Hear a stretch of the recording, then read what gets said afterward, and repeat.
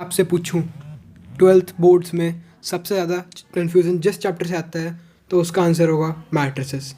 और इसकी सिर्फ एक ही वजह है कि हमें बताऊं टाइप्स ऑफ मैट्रिसेस सही से पता नहीं होता, और जिसकी वजह से हमारे बहुत सारे मार्क्स कटते हैं एमसीक्यूज़ में भी और क्वेश्चंस में भी।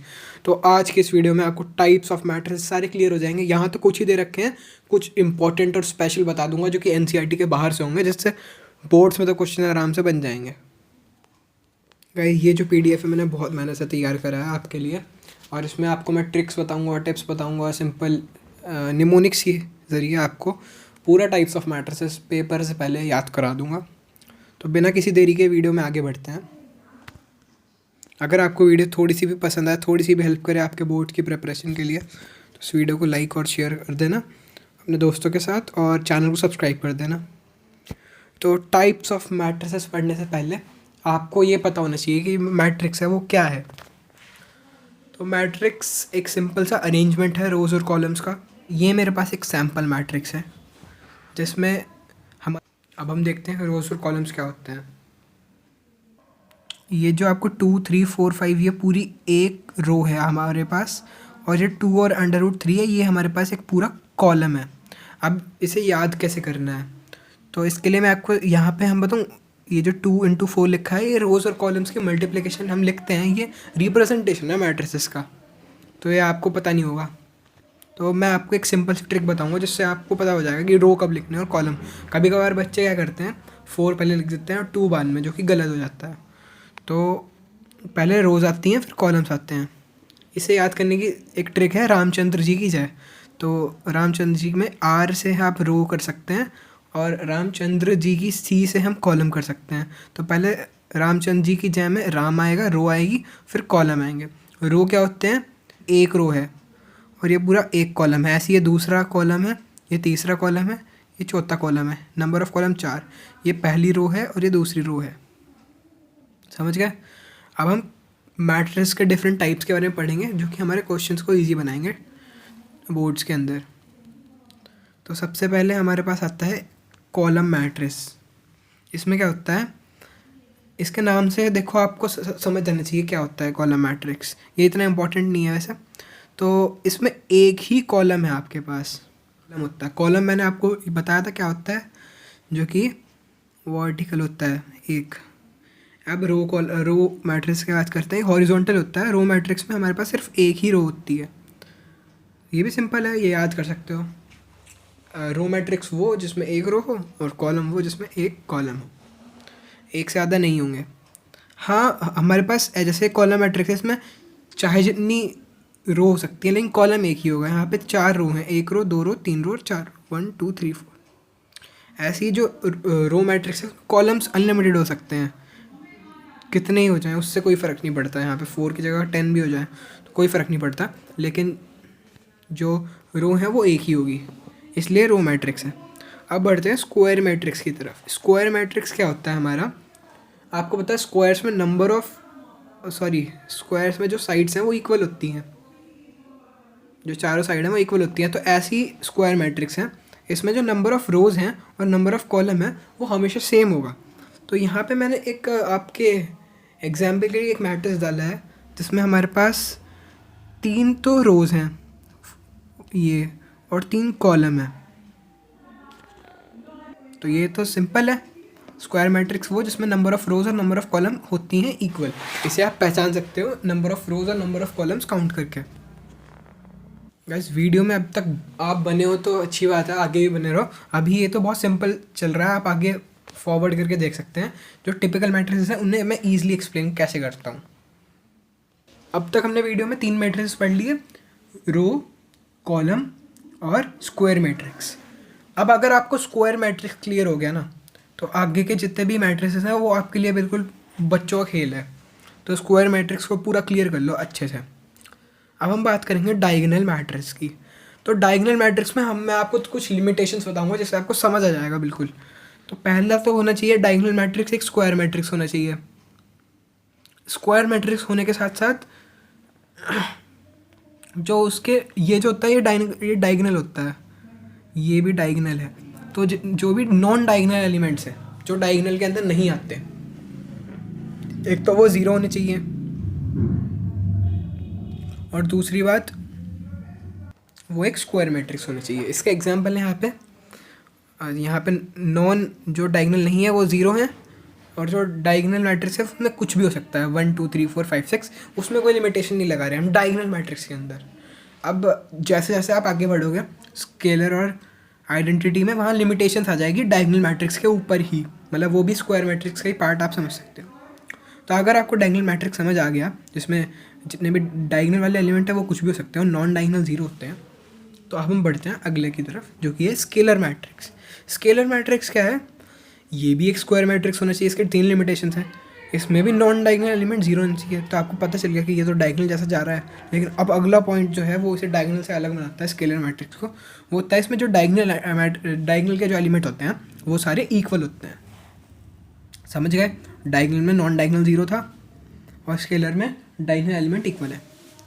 डायगोनल एलिमेंट इक्वल होने का मतलब क्या है? जितने भी डायगोनल में जो एलिमेंट है हमारे पास वो सारे इक्वल होने चाहिए, चाहे वो सारे 1 1 1 हो, चाहे वो 2 2 2 हो, या 3 3 3 हो, √3 3 3 हो, तो वो सारे इक्वल होने चाहिए। जैसे यहाँ पे एग्जांपल है मेरे पास √3 0 0 और 0 √3 0 और 0 0 √3। अब डायगोनल वाले आप देखो तीनों के तीनों √3 हैं जो कि सारे इक्वल हैं, और नॉन डायगोनल जीरो है, और एक स्क्वायर मैट्रिक्स भी है 2 3 × 3 का। तो ये हमारा एक स्केलर मैट्रिक्स भी हो गया इस तरह से। अब हम बढ़ते हैं आइडेंटिटी मैट्रिक्स की तरफ। ये भी हमारा स्क्वायर से ही आया है, वो भी डायगोनल से ही आया है, ये भी स्केलर से ही आया है। तो थोड़ा थोड़ा अपग्रेड्स करते रहो तीनों में, और इनसे आपको एक नया मैट्रिक्स की डेफिनेशन मिल जाएगी। आइडेंटिटी मैट्रिक्स क्या है? ये भी स्क्वायर मैट्रिक्स है, इसमें भी नॉन डायगोनल जीरो होते हैं, लेकिन इसमें एक स्पेशलिटी है। जो आइडेंटिटी मैट्रिक्स होता है उसमें जितने भी डायगोनल के एलिमेंट्स होते हैं उसमें सिर्फ एक ही एलिमेंट हमारा हो सकता है जो कि 1 है। तो अगर आपको कोई डायगोनल में 1 1 1 लिखा दिख रहा है तो आँख बंद करके उसे आइडेंटिटी मैट्रिक्स मान लो, और साइड के सारे एलिमेंट जो जीरो होने चाहिए। समझ गए? एक बार मैं आपको रिवाइज करा देता हूँ। डायगोनल जिसमें नॉन डायगोनल जीरो हो, और डायगोनल में बस एलिमेंट हो और सारे जीरो हो जाए। स्केलर में डायगोनल के सारे इक्वल हो और सारे जीरो हों। आइडेंटिटी में डायगोनल के सारे 1 हो और सारे जीरो हों। सिंपल है, याद कर लो, लिख के देख लो, 3 4 बार एग्जाम्पल से खुद से बना लो तो हो जाएंगे याद। अब हम बात करेंगे ज़ीरो मैट्रिक्स की। तो ज़ीरो मैट्रिक्स क्या होता है? ज़ीरो मैट्रिक्स ज़ीरो होता है मजाक कर मतलब तो जो स्क्वायर मैट्रिक्स है इसमें भी लिमिटेशन है। एक तो स्क्वायर मैट्रिक्स होना चाहिए। अच्छा, स्क्वायर मैट्रिक्स मतलब number of rows equals to number of column. यहाँ पे देख लो number of rows equals to number of column है या नहीं है। तो ये एक ज़ीरो मैट्रिक्स है, इसमें सारे एलिमेंट 0 0 होते हैं। बस और क्या बताऊँ इसके बारे में मैं आपको, बस यही है ज़ीरो मैट्रिक्स। अब आप इनका बोर्ड से कनेक्शन करो। बोर्ड्स में जो होते हैं वो इतने सिंपल नहीं आते, वहाँ पे थोड़ा सा एडवांस हो जाता है हमारा मैट्रिसेस। तो उसके लिए मैं आपके को 2 स्पेशल मैट्रिक्स के बारे में बताऊंगा जो कि आपके बहुत हेल्प करेंगे बोर्ड्स में, और एक क्वेश्चन भी दिखाऊंगा बोर्ड्स का उसके बाद। ये मेरी दूसरी PDF है जो मैंने आपके लिए बनाई है बहुत ज़्यादा टाइम लगा के। अब हम पढ़ेंगे सिमेट्रिक मैट्रिक्स। ये इम्पॉर्टेंट है और ये थोड़ा सा कॉम्प्लेक्स या डिफ़िकल्ट या फिर कुछ भी कह लो इसे। तो इसमें मैंने क्या लिखा है? When we interchange the rows and column we will get the same matrix. इसका मतलब क्या है? अगर हम नंबर ऑफ़ कॉलम्स और नंबर ऑफ़ रोज को इंटरचेंज कर दें, जैसे रो में लिखा है 2 3 और कॉलम में लिखा है 2 3, तो उन दोनों को इंटरचेंज कर लें तो जो मैट्रिक्स है अगर वो सेम मिल गया फिर से ट्रांसपोज करने के बाद, तो वो एक सिमेट्रिक मैट्रिक्स होता है। यहाँ पे देख लो मैंने क्या करा है। यहाँ पे मेरे पास जो पहला रो है वो पहले कॉलम पे शिफ्ट हो जाएगा, दूसरी रो दूसरे कॉलम पे। अगर यहाँ पे बात करूँ 1/1/2, यहाँ पे ये पहली रो और पहले कॉलम का पहले ही एलिमेंट है, इसे हमने फर्स्ट कॉलम पे ट्रांसफ़र कर दिया। 1 2 को उठा के, मतलब ऐसे वाले एलिमेंट को उठाओ और उन्हें ऐसे रख दो, तो अगर आपको इक्वल मिल रही हैं चीज़ें तो वो सिमेट्रिक मैट्रिक्स है। ये नहीं है सिमेट्रिक, क्योंकि सिमेट्रिक की एक तो यही है हमारी number of rows equals to number of column, एक लिमिटेशन तो यही है। तो इसमें तो नंबर ऑफ़ रोज कॉलम नहीं है इक्वल। भाई इसमें कितने रो हैं, 2 रो हैं, इसमें एक ही है, तो ये तो हो ही नहीं सकता। जो नंबर ऑफ़ रोज़ और कॉलम सेम होती हैं वो ही होता है हमारे सिमेट्रिक मैट्रिक्स। तो यहाँ एक स्क्वायर मैट्रिक्स आप इसे मान सकते हो। तो इसमें 2 इंटू 2 है हमारा, 2 रो 2 कॉलम, इसमें 2 रो 2 कॉलम। तो पहली तो फुलफिल हो गई कंडीशन। दूसरी क्या है, इन्हें पलट के देख लो, ऐसे उठाओ 1 2 को, ऐसे उठाओ और ऐसे नीचे गिर दो, तो ये 1 2 ही हो गया। इन्हें ऐसे उठाओ और ऐसे नीचे गिर लो, 2 4। तो आपको ये पता चल रहा होगा इन्हें शफलिंग करने के बाद भी इनकी ये जो है इक्वल आ गए। शफलिंग तो नहीं करी, मतलब उठा के ऐसे, समझ गए ना आप। 1 2 यहाँ पे एक कॉलम है, इसे मैंने रो में बना दिया। 2 4 हमारी एक दूसरी कॉलम है, इसे दूसरी रो बना दी है, सिंपल। अब स्क्रू मैट्रिक्स क्या है, स्क्रू मैट्रिक्स भी बहुत इंपॉर्टेंट है। अगर ए को ट्रांसपोज करें, ये इन्हें ट्रांसपोजिंग बोलते हैं, जब हमने रो को उठा के कॉलम में कराएं इसे बोलते हैं ट्रांसपोज। तो इसमें ए इक्वल्स टू ए ट्रांसपोज होगा। इसमें अगर फिर से हम वही स्क्रू मैट्रिक्स वाला काम करें, यहाँ से उठा के इधर डाल दें, इन तीनों को उठाओ ऐसे कर दो, इन दोनों को उठाओ ऐसे कर दो, और इन दोनों को उठाओ ऐसे कर दो, समझ गए ना। एक तो ये जो है इन दोनों के ट्रांसपोज इक्वल हो या ना हो, इसका जो नेगेटिव है ट्रांसपोज करने का, जो नेगेटिव हम इनका मल्टीप्लाई कर देंगे इसमें नेगेटिव की, तो अगर इक्वल आ गया तो ये एक स्क्रू सिमेट्रिक हो गया।